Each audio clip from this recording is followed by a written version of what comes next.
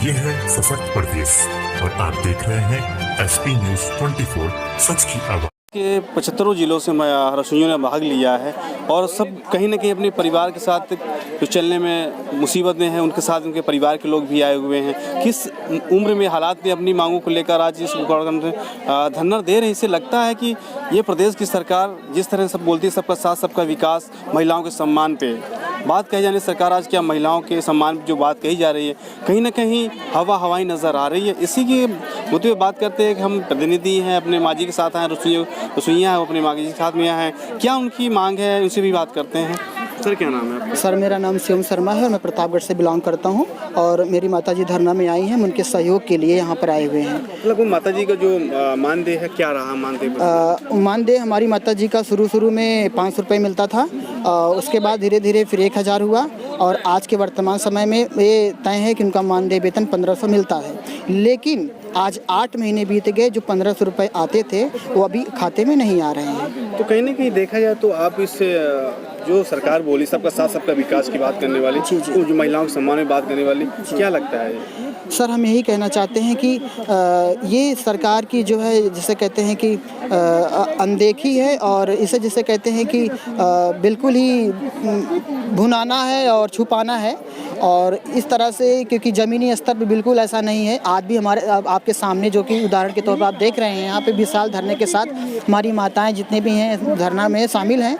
और बताइए, जिस श्री राम की बात हमारे जो है परम पूजनीय पुरुषोत्तम श्री राम जी जिनकी भावनाओं पे हमारा देश चल रहा है, और वो 14 साल के बाद वनवास से आए थे, 16 साल से जो है इंतज़ार कर रही हैं, 16 साल से इंतजार कर रहे हैं कि हमारा वेतन बढ़ेगा। इनको लॉलीपॉप हर चुनाव दिया जाता है, हर सरकारें ही आके आश्वासन देती हैं कि हम मानदेय इनका बढ़ाएंगे और इनको एक अस्थाई जात देंगे। यहाँ तक कि इन्हें मनरेगा के बराबर ही पगार नहीं मिलता है। और मनरेगा तो बाद में आया, सबसे पहले बेसिक शिक्षा विभाग आया। बेसिक शिक्षा विभाग में मिड डे मील योजना मनरेगा के पहले की योजना है।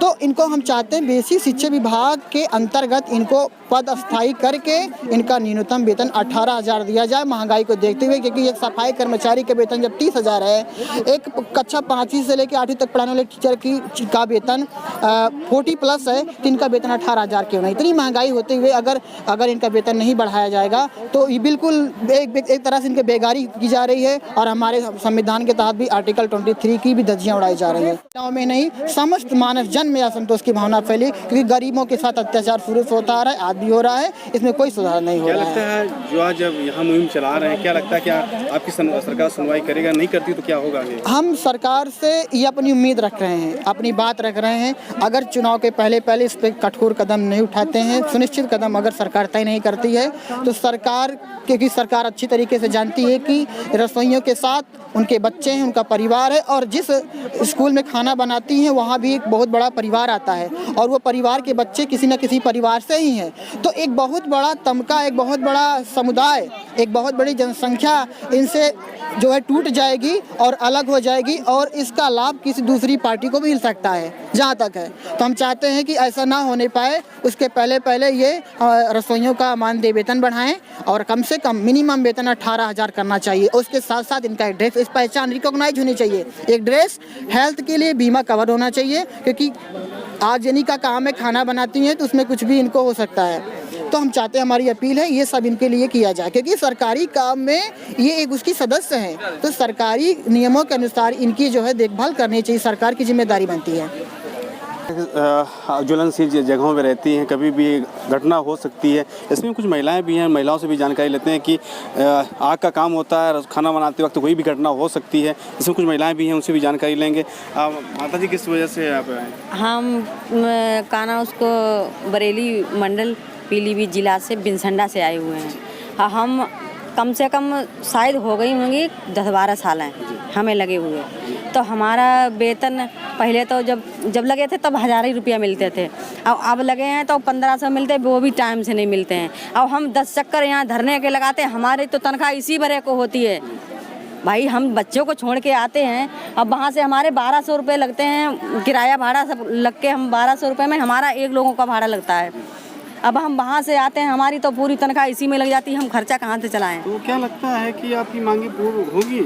अब इसी मतलब समस्या को लेके आते हैं, अगर सुनते हैं तो ठीक है, नहीं सुनते हैं तो फिर किसी कोई और दूसरे को हम करेंगे नेता जो हमारी सुनेगा। विधायकी और उसमें क्या नहीं लेंगे फिर? अब हमारी अगर सुनेंगे तो ठीक है, नहीं सुनेंगे तो हम दूसरा कोई बनाएंगे। मैडम कहाँ से आई हैं? मैं गौरा ब्लॉक से रसूलपुर धरावा से आ रही हूँ। मैं द्वारा कल्याणकारी द्वारा लगातार पहले भी धरना प्रदर्शन किया गया। हाँ कितने बार यहाँ पर हुआ, कोई सुनवाई नहीं। आपकी मांगे पूर्ण क्यों नहीं की जा रही हैं? मालूम नहीं क्यों नहीं करते हैं, हम लोगों को कोई वैल्यू नहीं समझते हैं। जबकि आप लोग बड़े संघर्ष में काम करती हैं। अरे हमेशा 8 बजे से जाते हैं, 1 बजे 2 बजे 3 बजे आते हैं, मतलब कोई समय निर्धारित नहीं है। हम लोगों से मतलब उचित काम नहीं कराते, इधर उधर का काम कराते हैं उल्टा। उचित काम इधर काम जैसे कि मतलब कि हमको खाना बनाना है तो सिर्फ खाना बना, फिर झाड़ू लगाएं या फिर मतलब इस तरह के बहुत सारे काम करवाते हैं हमसे। तो क्या आगे का मांगे आपकी नहीं मांगे जो प्रमुख हैं उसमें क्या आप एक प्रमुख मांग क्या है? हमारी मांग यही है कि कम से कम हमें 10-15 हज़ार वेतन होना चाहिए और उचित काम लेना चाहिए जो हमको हमेशा के लिए हो जाए। अगर आपकी मांगे अगर नहीं पूर्ण होती है तो आगे 2022 विधायक के चुनाव लड़ा है, उस पर सरकार का क्या जवाब रहेगा? हम लोग तो मोदी को वोट नहीं देंगे जी, अगर हमारी मांग पूरा नहीं करेंगे तो बोलती है महिलाओं के सम्मान में नियंत्रण काम। हमारा लोगों का कहीं सम्मान नहीं, कहीं भी नहीं सम्मान, ना तो स्कूल में, ना गांव में, ना गली में, ना कहीं भी कोई सम्मान नहीं करते हैं मोदी जी। टीवी प्रचार चल रहा है कि हमने इतना बड़ा रोजगार दिया, कुछ भी नहीं हुआ। 8-9 महीना से मेरा वेतन नहीं मिला है। तो क्या लगता है कि मतलब सरकार के केवल हवा वही बात की जा रही है? बात करते हैं लेकिन वहाँ तक पहुँचती ही नहीं। नहीं, आप जो सरकार द्वारा बात की जाती है कि हमने महिलाओं को बहुत सारे रोजगार दिए, कुछ भी नहीं दिया हम लोगों को, तो कुछ भी नहीं दिया। पेंशन लागू करवाई, कोई ना पेंशन ना कोई नहीं। हम लोगों से मिड डे मील का काम करवाते और सही टाइम पर वेतन भी नहीं देते हैं। तो आगे अगर आपकी मांग पूर्ण हो जाती तो ठीक, अगर नहीं होती तो क्या करेंगे? अगर नहीं होती तो हम लोग उनको जिताएंगे नहीं अब की बार।